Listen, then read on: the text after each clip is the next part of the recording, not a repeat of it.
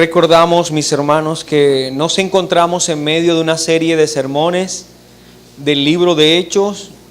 Estamos estudiando en forma progresiva, sistemática, ordenada este maravilloso libro que nos habla acerca de las obras de nuestro Señor Jesucristo ahora por medio de la iglesia. Cómo Cristo sigue obrando, edificando a la iglesia y cómo ésta procura cumplir esa comisión dada por Él. Y dentro de esta serie nos encontramos en el capítulo 16. Por favor, vaya hasta allá. Capítulo 16 del libro de Hechos. Vamos a leer inicialmente el versículo 14 con el propósito de establecer una base. Dice: entonces una mujer llamada Lidia, vendedora de púrpura de la ciudad de Tiatira, que adoraba a Dios, estaba oyendo, y el Señor abrió el corazón de ella para que estuviese atenta a lo que Pablo decía. Debemos recordar que estamos en medio del segundo viaje misionero.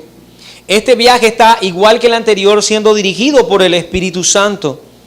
En él, en este segundo viaje, los misioneros son el apóstol Pablo, también se encuentra Silas, Timoteo, y podemos inferir por la forma en que se presenta, Lucas también ya hace parte de este viaje. Él mismo se incluye en el relato. A ellos, a los misioneros, el Espíritu Santo les impidió el predicar en Asia Menor. Por ahora, el Espíritu Santo considera que no debe visitar Éfeso. El apóstol Pablo lo hará posteriormente.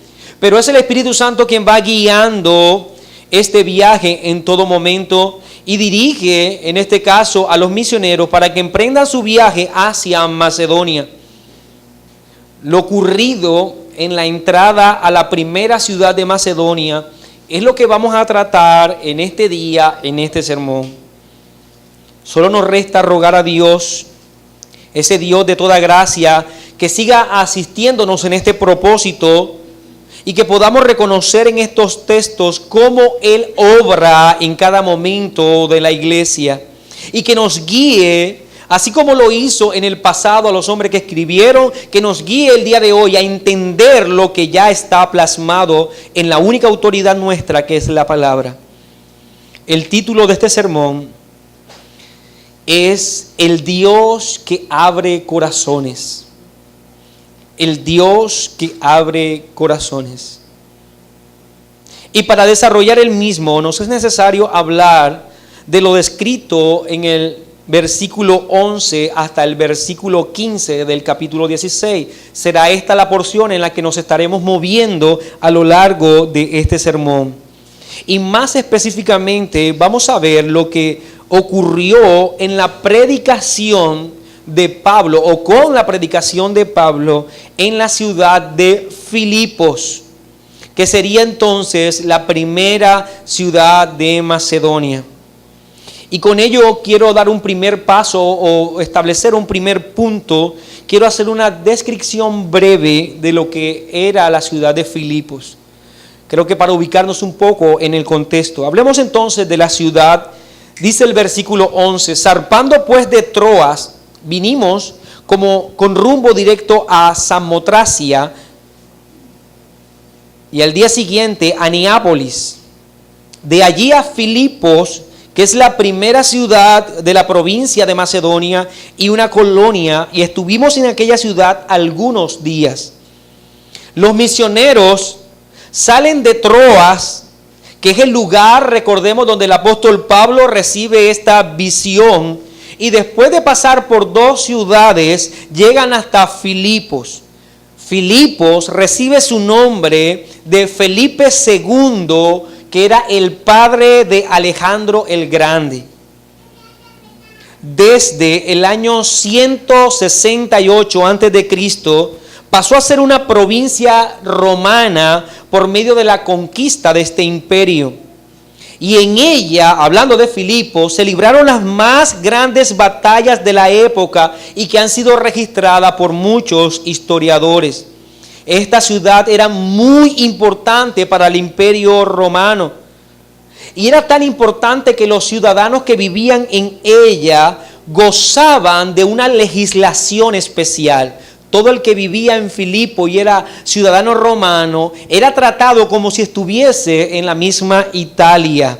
Había legislaciones especiales y era el lugar entonces preferido para los veteranos de guerra, para los veteranos del ejército romano, para vivir allí o cumplir allí sus retiros. Era una ciudad muy fértil, con minas de oro, con minas de plata, y habían famosas escuelas medicinales en ese lugar. Por medio de ella recorría lo que se llamó la Vía Egnacia, que era una de las vías más importantes que comunicaba la parte oriente con la parte occidente del Imperio Romano, así que era un paso obligatorio para el Imperio Romano. También era rodeada por un río llamado el río Gangites, que era muy popular también en la época. Por el contexto podemos asegurar que esta ciudad era apetecida por muchos. Su ubicación, su condición, lo fértil de ella, por todas estas riquezas ya mencionadas, pasó a ser la capital de Macedonia. En cuanto a su condición religiosa, podemos también asegurar por el mismo pasaje que la población de Filipos era esencialmente romana. Y esto lo podemos ver puesto que si leemos el pasaje no había sinagogas en aquel lugar. Y recordemos que la tradición rabínica enseña que para poder establecer una sinagoga se necesitaban 10 varones. Por lo tanto, en aquel lugar no habían 10 varones. Y si leemos el texto, lo que vemos es un grupo de mujeres reunidas en un río, a la orilla del río. Lo dice el versículo 13. Y un día de reposo salimos fuera de la puerta junto al río donde solía hacerse la oración, y sentándonos hablamos a las mujeres que se habían reunido. Recordemos que la estrategia de Pablo siempre era visitar primero las sinagogas, luego del rechazo de los judíos, extender también la predicación del evangelio a los gentiles, pero no ocurre así en el caso de Filipos. El texto nos muestra a un grupo de mujeres reunidas en ese lugar. Por lo tanto, primaba la mitología romana en aquel lugar. Así que las expresiones religiosas que eran en esencia paganas. Solo este grupo de mujeres se reunían el día de reposo a orar. Entonces no había presencia de sinagoga, no habían incluso, y puede uno preguntarse qué pasaba con los varones, puesto que no se habla de varones en ese lugar junto al río. Si nosotros hacemos de alguna forma una interpolación en cuanto a lo que ocurrió históricamente para esta fecha, recordemos que en el año 49 después de Cristo, el emperador Claudio expulsó a los judíos de Roma, acusándolos a ellos de disturbios religiosos. Muchas de las provincias y las capitales romanas adoptaron lo que hizo también Roma. Cumplieron esa misma labor o hicieron esta misma labor, por lo que se puede inferir que en Filipo no había presencia de hombres religiosos, o por lo menos no públicamente, puesto que ya Roma había expulsado a los judíos. Y va a quedar todavía mucho más claro, puesto que posteriormente en otros sermones vamos a darnos cuenta que en Filipo Pablo es acusado de disturbios religiosos, y es la razón por la que él va a la cárcel. Entonces en este lugar era un lugar esencialmente pagano, fértil en cuanto a la ubicación y a las riquezas geográficas, pero en cuanto a su aspecto religioso estaba seco completamente. Al parecer le era mucho más fácil a las mujeres reunirse para orar. Ahora, en medio de estas mujeres se encontraba una en particular a la cual Lucas centra su atención y es llamada Lidia. Así que quiero pasar de describir la ciudad para describir ahora a esta mujer. Te quiero hablar un poco acerca de Lidia y de ella, de su condición. Lucas nos presenta lo suficiente para hacer una descripción de quién era Lidia. Vamos a leer el versículo 14. Entonces una mujer llamada Lidia, vendedora de púrpura de la ciudad de Tiatira, que adoraba a Dios. Con este texto podemos sacar 3 aspectos de la vida de Lidia que son descritos claramente. Quiero hablar entonces de la procedencia de Lidia, de la condición social y de su condición espiritual. Lo primero es la procedencia. Lucas nos dice que ella venía de Tiatira, una ciudad de Asia Menor. Recordemos el lugar a donde se le impidió a Pablo ir hasta allá. Fundada en el siglo IV antes de Cristo. Recordemos que allá habrá una iglesia que pasará incluso esta primera generación y que es descrita en el libro de Apocalipsis. Era una ciudad que cumplía funciones de guarnición militar para el Imperio Romano. Allá vivían todo tipo de comerciantes. Podríamos decir que era una ciudad empresarial. Por lo tanto, nos lleva esto a afirmar que Lidia venía de una ciudad en la que comercializar era algo normal, era algo común. Muchos comerciantes venían de aquel lugar. Y esto nos lleva al segundo punto, lo que sería la condición social de esta mujer.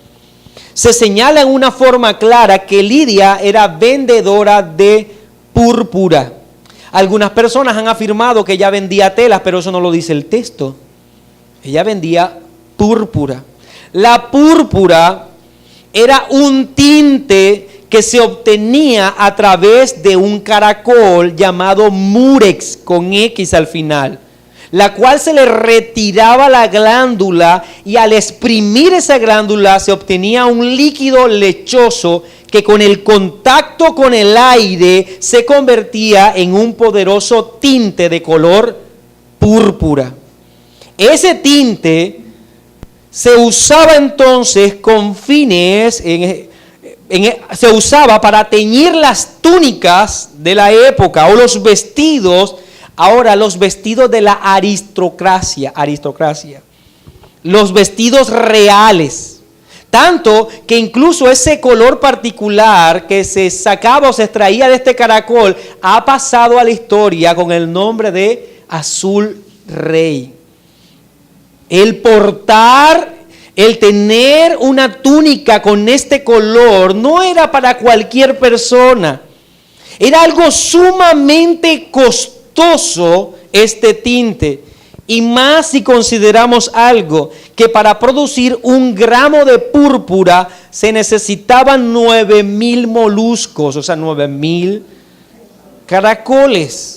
Así que no era algo que se comercializaba frecuentemente, no todo el mundo tenía acceso a la compra de la púrpura y mucho menos a venderla también. Entonces lo que compraban, o digamos el círculo de clientes de Lidia, no eran campesinos, asalariados. Los clientes de Lidia debían ser las personas de la alta posición social de esta ciudad.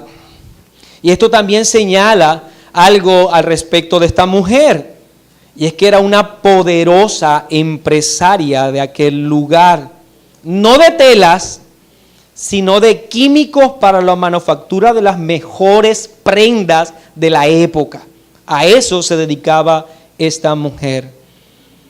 Y lo tercero que podemos hablar, por lo que señala el texto, además de la procedencia y su posición social, es su condición espiritual.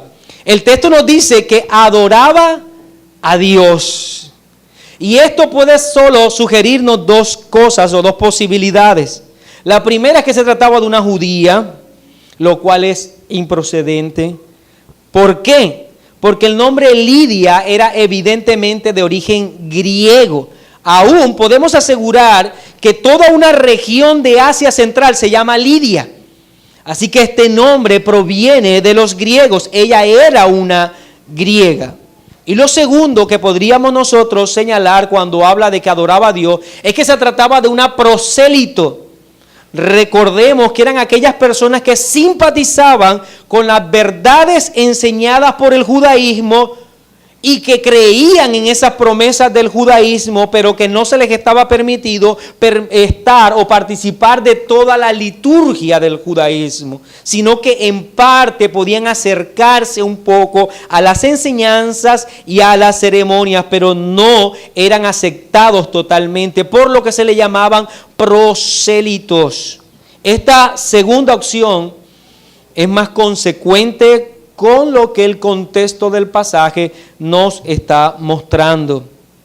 Entonces, ¿a quién tenemos aquí? Ya hablamos de Filipo, ahora hablamos entonces de Lidia también. ¿Quién era esta mujer? Podemos entonces asegurar que se trata de una acaudalada empresaria de químicos para la fabricación de costosos atuendos, y a su vez era una mujer fervorosa que adoraba a Dios desde las promesas que se habían hecho a los judíos en el Antiguo Testamento. Aunque no había nombres, podemos asegurar, en ese lugar, por lo menos públicamente no, aunque no habían sinagogas, ella hace parte de un grupo de mujeres que se reunían para orar, Permítame agregar una más que creo que es de carácter más bien especulativo de mi parte. Y es que considero, y soy muy respetuoso, lo considero yo, que Lidia era soltera. Pues en ningún momento del relato se menciona a su esposo. Y ella toma decisiones y dispone de lo suyo con total libertad. Como veremos en el pasaje, ella no está pidiéndole a su esposo de ninguna manera permiso para hacer lo que hace. Ella invita a unos hombres a morar en su casa. Ella tiene una total libertad para hacer esto. Lo que puede indicar entonces que cuando el texto habla de su familia es que vivía quizás con sus padres o con sus hermanos si los tenía. Pero el texto no nos deja ver o no sugiere que hubiese en ese hogar, en el caso de Lidia, que tuviese un esposo. Y yo estaría completamente seguro que el apóstol Pablo estaría tratando con el esposo y no con Lidia en forma particular. Bien, esta es la mujer con la que va a iniciar el crecimiento de la iglesia de Filipos. Esta será la primera creyente de la iglesia de Filipos. Bien, ya hablamos de Filipo, analizamos también un poco de la vida de Lidia. Ahora yo quiero que veamos el resto del relato, contemplando sí lo que sugerimos en el texto o en el título de este sermón, el Dios que abre corazones. Y tomemos entonces la conversión de Lidia para que desarrollemos dos grandes puntos sobre este maravilloso tema de la obra del Espíritu Santo en el corazón de ahora los creyentes. Así que quiero que hablemos de los requisitos y las evidencias de una conversión. Los requisitos y las evidencias de una conversión como último punto de este sermón. Cuando hablamos de los requisitos, estamos haciendo referencia, mi hermano, que el texto está señalando que para haber conversión tienen que estar presente cada una de las acciones de las que vamos a hablar. No habrá conversión sin estos aspectos que vamos a señalar, por eso se llaman requisitos. La vida misma de Lidia evidencia una conversión y los requisitos necesarios para darse esa conversión. Y lo primero, o el primer requisito para que ocurra la conversión es la predicación del Evangelio.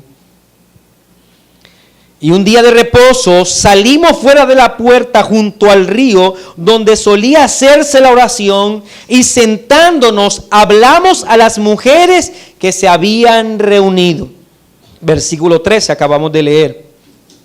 Es imposible, mi hermano, que germine la planta si primero no hubo una semilla la cual se debió sembrar. Y Cristo ilustró claramente esta verdad en la parábola del sembrador.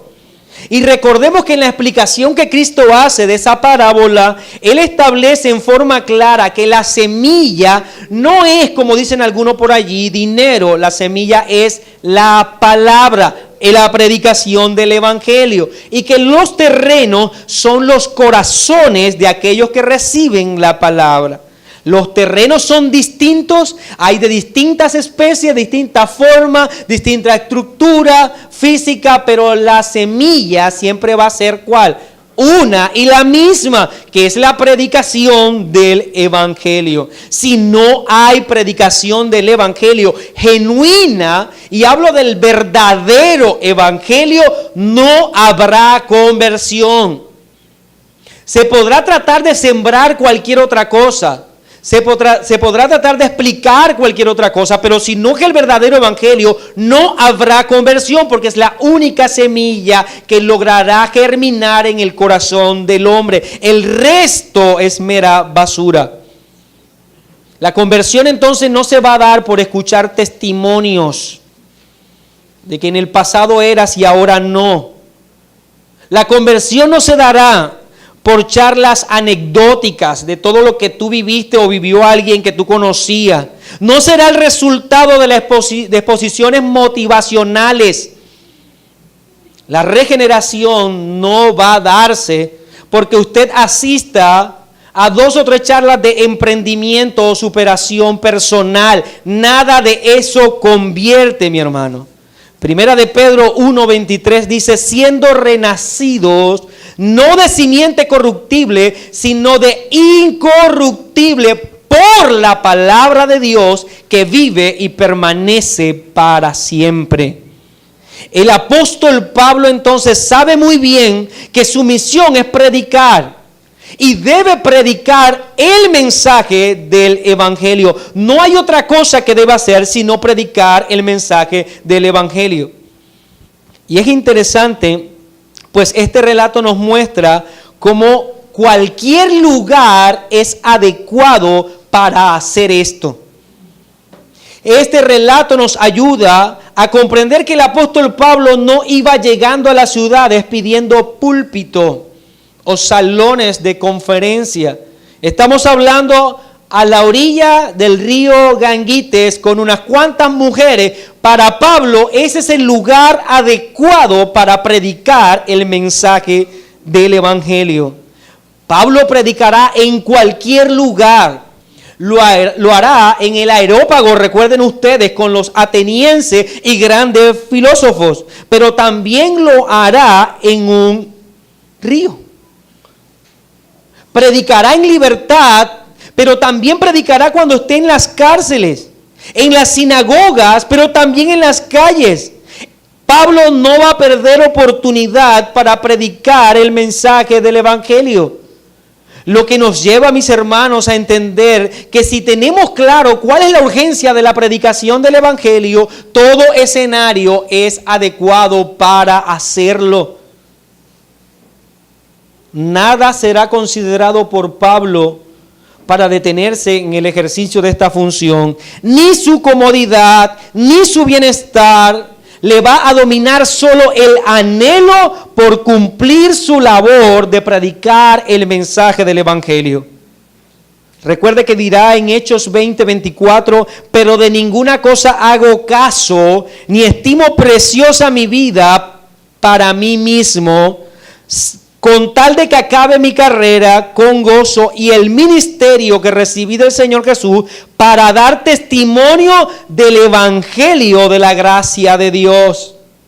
Él dice, con tal de acabar mi ministerio, es lo único que deseo hacer. El ministerio que recibí del Señor. Ahora, él explica cuál fue el ministerio que recibió del Señor. Lo dice claramente.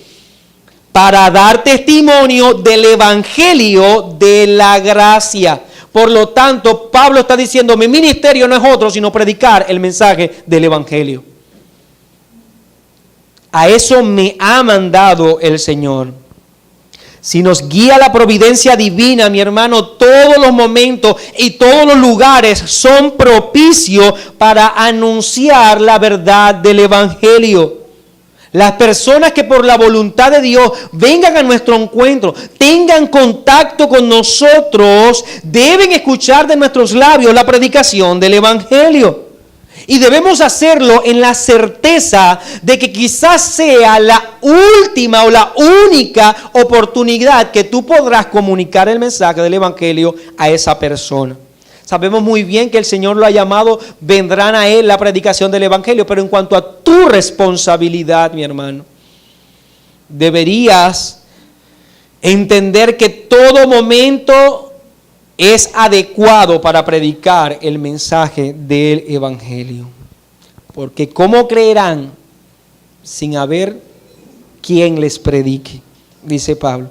Entonces la predicación del evangelio es cardinal, es totalmente necesaria. La predicación del evangelio es la que en realidad entonces es vital para que haya una regeneración. No habrá nuevo nacimiento sin predicación del evangelio. Recuerde que Pablo dijo que el evangelio es poder de Dios para salvación de los hombres. Eso hace el evangelio. ¿Por qué traer entonces a la predicación algo que no es poderoso? Guarda tu testimonio entonces. Guarda todas tus anécdotas. Guarda todas las estrategias que tengas allí pensando que pueden atraer, porque nada de eso es poderoso para salvación. Quizás será poderoso para entretener, pero no poderoso para salvar. Bien, entonces, mis hermanos, lo primero que vemos entonces como necesario, como requisito para una conversión es la predicación del evangelio. Y eso es lo que estaba ocurriendo en ese lugar. Pablo y los suyos a la orilla del río, aprovechando el momento de la oración para hablar con estas mujeres. Lo segundo, o el segundo requisito para la regeneración, que lo vemos en Lidia, es que el evangelio necesita ser escuchado. Y esto puede parecer una redundancia. Necesita ser escuchado. Entonces una mujer llamada Lidia, vendedora de púrpura de la ciudad de Tiatira, que adoraba a Dios, estaba oyendo, dice el texto. La palabra, el evangelio debe ser expuesto, pero esto debe ser oído. Debe ser dirigido entonces esta predicación a unos oídos para ser escuchado. Estas dos necesidades deben ser presentadas en una forma juntas, inseparables. Yo debo predicar el mensaje del evangelio, pero entendiendo que hay personas que deben escuchar el mensaje del evangelio. Es necesario alguien que atienda al mensaje del evangelio. Pablo lo presenta en forma simultánea en Romanos capítulo 10, cuando dice, porque todo aquel que invocare el nombre del Señor será salvo, versículo 13. ¿Cómo pues invocarán a aquel en el cual no han creído? Pero dice, ¿y cómo creerán en aquel de quien no han oído? ¿Y cómo oirán sin haber quien les predique? Entonces debe haber una exposición sana del evangelio, pero deben haber personas que escuchen ese mensaje del evangelio. El hombre debe escuchar el mensaje del evangelio. Y es interesante que de los sentidos con los que se va a apreciar el mensaje del evangelio que trae regeneración al alma, sea precisamente el sentido del oído, que es el único de los sentidos en los que no podemos nosotros elegir cuándo emplearlo. Que somos receptores totalmente pasivos de lo que oímos. Los ojos pueden ser cerrados. El gusto se activará siempre que entremos en contacto con los sabores. El tacto igual y aún el olfato puede ser interrumpido.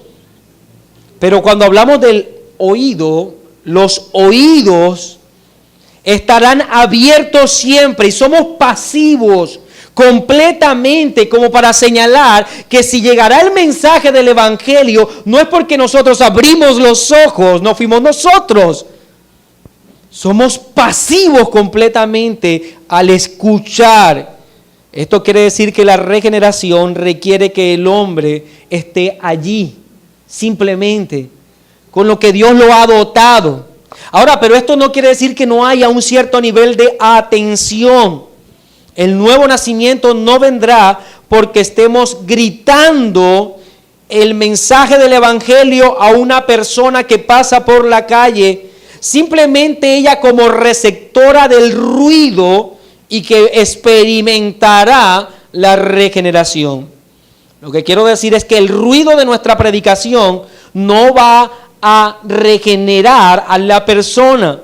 No solamente porque entre por su pabellón auditivo y con ello va a experimentar la regeneración. El texto nos deja ver cuando dice que ella escuchaba, es que la persona debe tener cierto nivel de ¿qué? De atención en lo que se está diciendo. El apóstol Pablo no solamente predicó, sino que buscó que aquellos que escuchaban el mensaje en realidad estuviesen atentos al mensaje. Esta verdad es muy notoria, mi hermano, en cada una de las predicaciones que vemos hasta ahora en el libro de Hechos. Solo por citar ejemplos, cuando Pedro se levanta en su predicación, Hechos capítulo 2, versículo 14, note, entonces Pedro poniéndose en pie con los 11, alzó la voz y habló diciendo, varones judíos y todos los que habitáis en Jerusalén, esto os sea notorio, oíd mis palabras. ¿Qué está haciendo Pedro? Si él hablaba, todos los que estaban allí iban a ser capaces de escuchar. Pero cuando él dice, oíd mis palabras, ¿qué quiere hacer? Que los que están en ese lugar no simplemente entiendan un ruido, sino que de alguna manera fijen su atención en lo que él está a punto de decir. Los predicadores entonces buscaban que las personas prestaran atención al mensaje que se está predicando. Recordemos el sermón de Esteban frente al Sanedrín, personaje que conocía muy bien la palabra. En Hechos capítulo 7, versículo 2, dice, y les dijo, varones y padres, oíd. Tiene toda la intención esta palabra de captar que todos los que están allí puedan fijar su mirada en lo que ahora va a decir. No solamente entonces es que escuchen un ruido, sino que la atención esté puesta en lo que se va a decir. El sermón de Pablo en la sinagoga de Antioquía de Pisidia, en Hechos 13, 16 dice, entonces Pablo levantándose, hace la señal de silencio con la mano y digo, varones israelitas y los que teméis a Dios, oíd. Una más, cuando el apóstol Pablo se le permite defenderse ante Agripa, él le predica el mensaje del evangelio a Agripa, pero él lo dice o inicia de esta manera. En Hechos capítulo 26, versículo 2 en adelante, me tengo por dichoso, oh rey Agripa, de que haya de defenderme hoy delante de ti de todas las cosas de que soy acusado por los judíos, mayormente porque tú conoces todas las costumbres y cuestiones que hay entre los judíos, por lo cual te ruego que me oigas con paciencia. Una y otra vez entonces los predicadores no solamente procuraron hacer ruido pensando que el ruido en realidad iba a traer la regeneración, sino que buscaban captar la atención de las personas para que ellos intelectualmente se fijaran en el mensaje que se iba a predicar.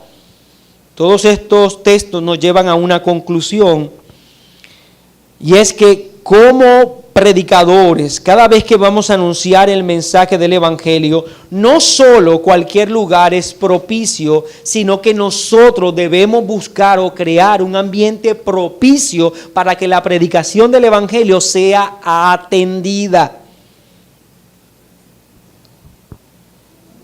Por eso Pablo y la iglesia primitiva, no vamos a encontrar que ellos hagan las campañas públicas que usualmente se hacen el día de hoy, o el tomarse barrios, gritar por las calles con megáfono, ni nada de esto.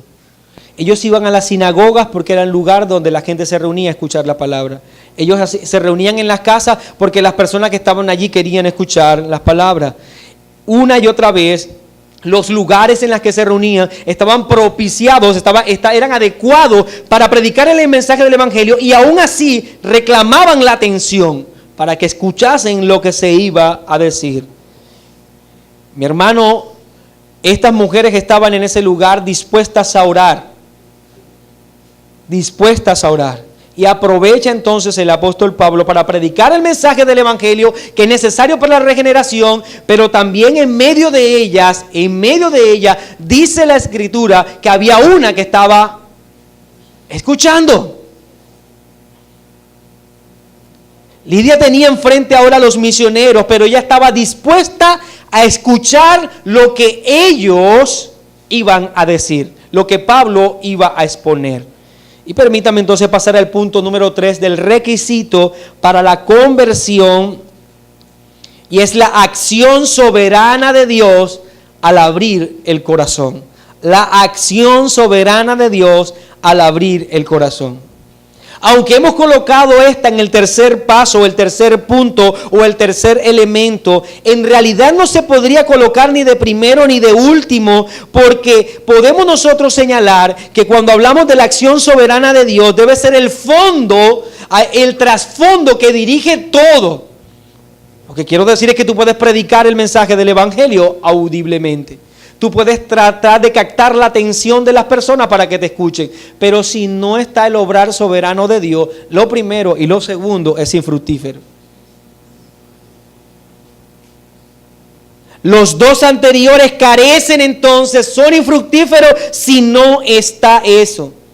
Puede y debe haber predicación fiel del Evangelio, pero si el obrar soberano del Señor no está, no va a transformar los corazones. Un oído puede estar atento a una predicación sin intervención divina en ese mismo corazón. Una persona puede estar atento escuchando un mensaje, pero si el Señor no toca el corazón, simplemente habrán ruidos cuales Él atenderá, un mensaje que incluso intelectualmente captará, pero no habrá transformación en el corazón. Este corazón seguirá cerrado a las declaraciones que obrarán en una transformación total. Por lo tanto, mi hermano, deben estar unidos. Es correcto afirmar entonces que el poder transformador de Dios en el corazón necesita la predicación del Evangelio. Eso es cierto. Que se debe predicar el Evangelio. Pero sin la predicación, si la predicación del Evangelio no está acompañada del obrar, no hará nada. Lo que quiero decir es que la regeneración es una obra totalmente hecha por el Espíritu Santo de Dios. Pero Dios, ha determinado como medio para eso que se debe emplear el Evangelio predicado. Y que por medio de ello los oídos ahora tengan la habilidad de escuchar y que se regenere ese corazón y que haya un nuevo nacimiento hecho solamente por Dios. Miren lo que dice el versículo 14. Entonces una mujer llamada Lidia, vendedora de púrpura de la ciudad de Tiatira, que adoraba a Dios, estaba oyendo. Hasta aquí estaba oyendo. Solamente era una mujer que venía de adorar a Dios por las promesas, y ella estaba prestando atención al mensaje. si no se siguiera adelante con el pasaje, si no se describiera el obrar soberano de Dios, estaríamos dejando la historia igual. Una mujer que vive en este lugar, que estaba atenta a escuchar aquello que se enseñaba acerca de Dios. Pero pasamos del oyendo, y el Señor abrió el corazón de ella para que estuviese atenta a lo que Pablo decía.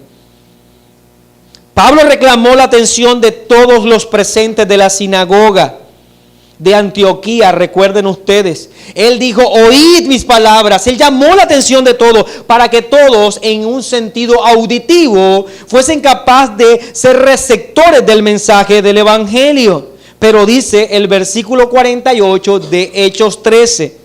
Los gentiles, oyendo esto, se regocijaban y glorificaban la palabra del Señor y creyeron todo lo que estaban ordenados para vida eterna. Entonces, ¿cuál era la diferencia entre los gentiles y el resto? Todos escucharon el mensaje de Pablo, pero estos en particular obró el Espíritu Santo transformando su corazón y ellos creyeron lo que Pablo había enseñado. Los otros se quedaron con un reconocimiento meramente auditivo del mensaje. Para que el hombre experimente la regeneración es necesaria la predicación del Santo Evangelio. Deben haber oídos atentos al mensaje, pero por encima de todo debe obrar Dios cambiando el corazón. Para que ese corazón crea, porque de lo contrario pasará como muchos en la historia que escuchando no creyeron. Por ello Pablo llega a la conclusión en su carta a los romanos, después de definir estas necesidades de quién debe predicar, que debe haber un predicador para que las personas escuchen, para que luego después de las personas escuchar puedan clamar al Señor y ser salvos. Después de establecer todas estas necesidades, Pablo llega a la conclusión, así que la fe es por el oír, y el oír por la palabra de Dios. Notemos que no se nos dice que debemos oír con fe para ser salvos.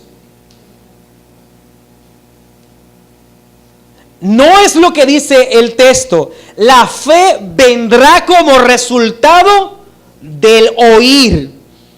No es que yo voy a oír el mensaje con fe para ser salvo. No, la fe vendrá después.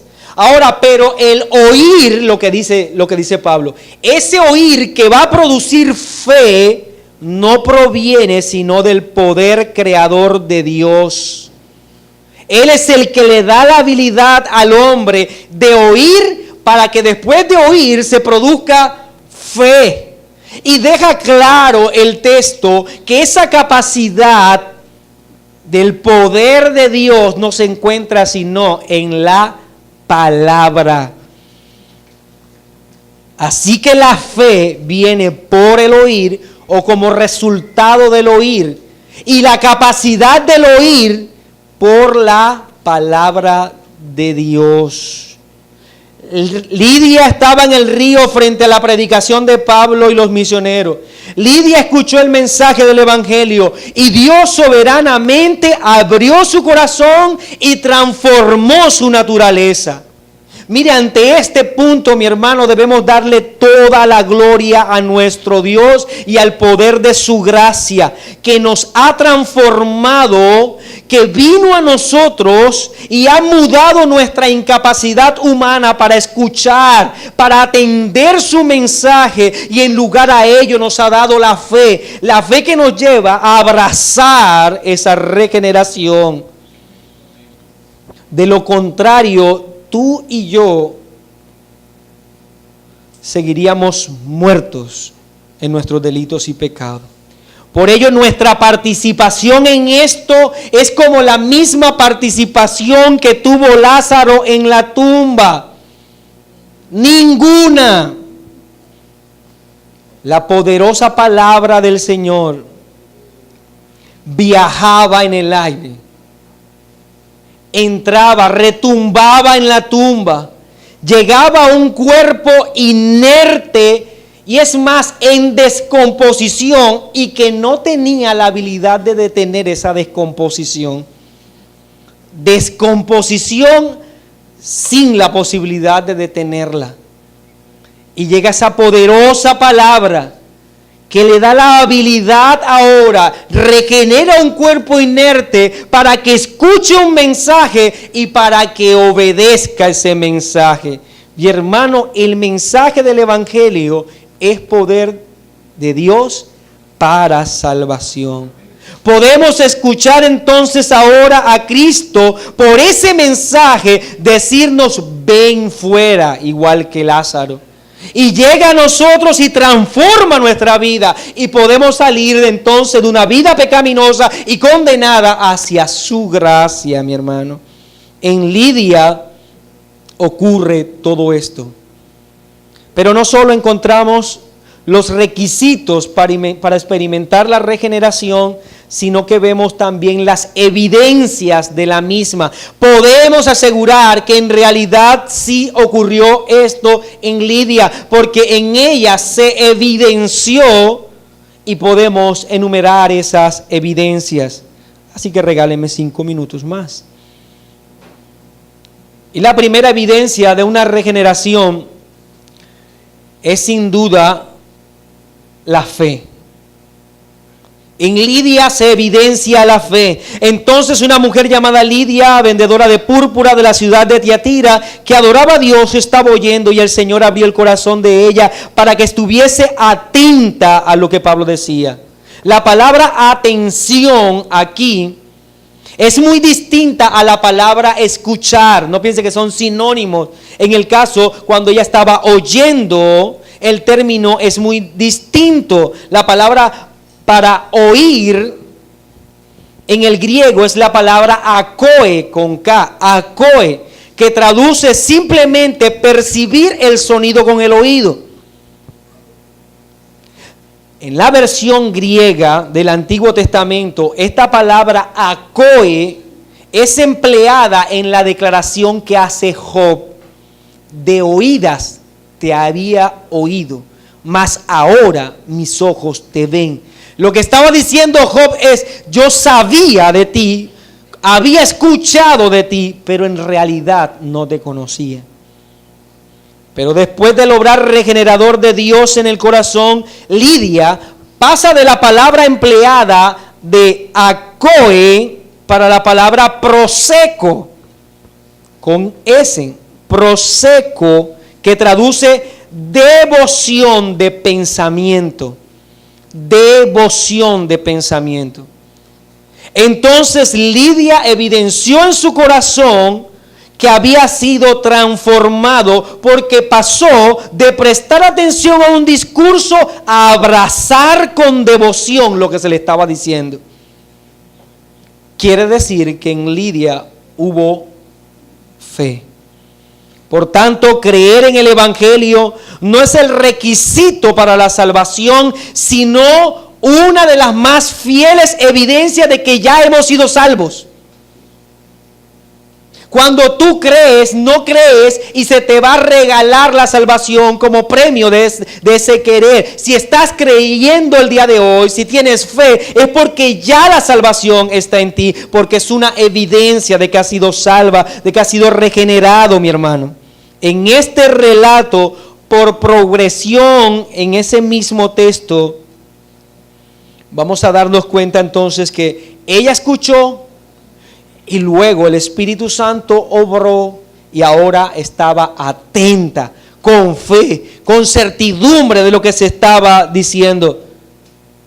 Recordemos otra vez Hechos 13:48. Los gentiles, oyendo esto, se regocijaban y glorificaban la palabra del Señor, y creyeron. Note que no dice los gentiles creyeron y entonces fueron salvos. No, es a la inversa. Creyeron porque ya habían sido salvos. Estaban ya ordenados para vida eterna, dice el texto. Y la segunda evidencia de la regeneración en Lidia es la obediencia. la obediencia. Entonces, después de haber visto los requisitos, pasamos entonces a la evidencia. La primera fue la fe. La segunda es que hay una obediencia. De hecho, la fe siempre es cristalizada de esta manera. Es imposible que hablemos de una fe que evidencia la regeneración, si esa no está acompañada de un obrar. Todo el que es transformado cree en las palabras del Señor. Y prueba de que cree en las palabras del Señor es que obedecerá la palabra del Señor. La obediencia o el obrar es un fruto de nuestra conversión. Nuevamente, el obrar no es la razón por la que somos salvos. El obrar es una evidencia de que somos salvos. Si no hay obrar, podemos dudar de que haya conversión. No porque el obrar sea el que traiga la conversión, sino porque el obrar es el que evidencia la conversión. Pensar en un creyente que crea en el Señor, pero no anhele obedecer sus preceptos, es algo imposible de encontrar. ¿Qué hizo Lidia después de esto? El versículo 15 dice, y cuando fue bautizada, entonces ella abrazó con fe las enseñanzas del apóstol Pablo y evidenció públicamente que creía. Ella obedeció. Lidia era una mujer que conocía las promesas hechas por Dios en el pasado, pero ahora está escuchando el cumplimiento de esas promesas por medio del Evangelio. Ahora evidencia su fe y su entrega total al Señor y presentándose como unida a Cristo en el bautismo. Ella obedeció al santo sacramento. Esto no es algo extraño, mi hermano. Esto es algo normal. Es algo natural a la conversión. Los judíos que creyeron en la predicación siempre evidenciaron el que se estaban alejando de las promesas y que se estaban acercando a la unión con Cristo con el bautismo. ¿Qué ocurrió después de la predicación de Pentecostés? Fueron bautizados. ¿Qué ocurrió después de la predicación de Felipe al etíope? Este fue bautizado. ¿Qué ocurrió después de la predicación de Pedro en la casa de Cornelio? Estos fueron bautizados. ¿Qué ocurre ahora con Lidia? Fue bautizada. Mi hermano, no sino obediencia. Obedecían para evidenciar con ello su fe. Si me amáis, guardad mis mandamientos. Una cosa es decir que tenemos fe, pero otra cosa muy distinta es que las obras evidencien esa fe. Eso es muy distinto. Tercero, la tercera evidencia de la regeneración es el anhelo porque otros escuchen el mensaje del Evangelio. Es como aquel que ha recibido un regalo, mi hermano, y que entiende que ese regalo supera en gran medida su misma humanidad. Él desea compartirlo con otros, desea que otros lo tengan, que otros lo escuchen. Es una evidencia de haber sido librado de la condenación. Siempre es el que otros se han librado de la condenación también. El texto dice que su familia, habla de la familia de Lidia. Lidia no solamente creyó en el Evangelio, sino que presentó el Evangelio a su familia. En muchas ocasiones, en una forma soberana, Dios permitirá que el Evangelio entre a una familia cuando uno de sus integrantes nace de nuevo. Eso soberanamente lo determina Dios. Y este comparte entonces ahora con los suyos esa verdad que Él tiene en su corazón. Y digo soberanamente, ¿por qué? Pues muchas veces Dios permitirá que toda una familia, simplemente uno de ellos conozca el mensaje del Evangelio. Pero esto no quiere decir que ese no va a comunicar a los otros. Siempre estará comunicando el mensaje del Evangelio, pero recordemos, la salvación es del Señor. El creyente reposa que Dios tiene en su potestad determinar quién vendrá o no a la salvación. Y debemos aún como creyentes predicar a nuestros familiares, entendiendo algo que enseñó el Señor Jesucristo. El que creyere será salvo, mas el que no creyere ya ha sido condenado. Y última evidencia de la regeneración. Hasta el momento hemos dicho que es la fe, la obediencia, el anhelo porque otros escuchen. La última evidencia es también el anhelo por servir. Anhelo por servir. Versículo 15. Y cuando fue bautizado y su familia nos rogó diciendo: si habéis juzgado que yo sea fiel al Señor, entrad en mi casa y posad. Y nos obligó a quedarnos. Lidia escucha el mensaje del Evangelio. Su corazón es abierto por Dios. Ahora abraza con devoción la obra salvadora de Cristo. Obedece bautizándose. Predica el mensaje del Evangelio a otros. Pero también manifiesta su regeneración con un profundo deseo de servir de alguna manera en la extensión del reino de los cielos, de ayudar de alguna forma para que se siga predicando el mensaje del Evangelio. Note que para Lidia el servir evidencia el ser fiel al Señor. Ella dice: si habéis juzgado que yo sea fiel al Señor, como diciéndole a Pablo y a sus misioneros: permítanme ser fiel al Señor. Ahora note algo particular también, es que la devoción no está dirigida para Pablo. Ellos no dicen: permítanme ser fieles a ustedes. Ella no dice: permítame agradecerles a ustedes. Ella dice: al Señor. Para Lidia, las evidencias de gratitud que va a tener ahora con los predicadores están dirigidas ¿a quién? Al Señor. Su posición social, su riqueza, todo lo que ella tiene, quiere ponerlo al servicio del Señor. Claramente el Señor no se iba a quedar en su casa. Era Pablo y sus acompañantes, pero para ella el hecho de que estos hombres se quedaran en su casa era atender al Señor mismo. Eran los misioneros los que iban a ser receptores de su atención, pero ella quería servir a los siervos del Señor porque con ello estaba sirviendo al Señor mismo. Era imposible para ella considerar que mientras estaba o seguía incomodidades en su hogar, ahora siendo creyente, los predicadores, los misioneros, estos varones que fueron un medio para que ella conociera esta verdad, estuviesen en incomodidades en ese lugar. Para Lidia esto era imposible. Todo lo que ella tenía debía ser volcado entonces al servicio de la extensión del reino de los cielos. Es más, como veremos más adelante, Pablo y estos misioneros serían golpeados y encarcelados. Y el texto nos va a decir más adelante que cuando quedaron en libertad, ellos fueron consolados y animados por Lidia en su casa. Quiere decir que ella abrió su hogar y lo que tenía para fortalecer a los hermanos que prediquen el mensaje del Evangelio. ¿No es esto lo que dice el Señor?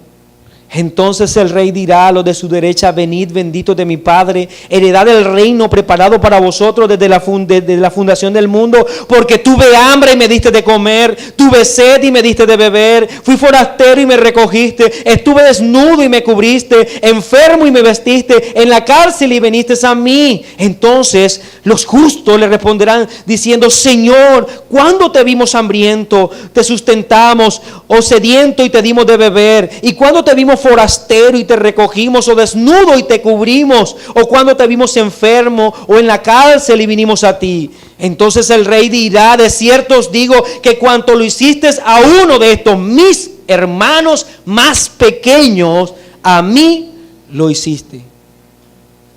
De manera que ahora Pablo y sus compañeros misioneros estaban viendo la conversión de una mujer, el génesis de una iglesia en Filipo. Debemos dar gracias a Dios por el poder que tiene la predicación del Evangelio, mi hermano. Y no debemos dudar en predicar, porque ella hará lo suyo, traerá a salvación a aquellos que han sido llamados para esto.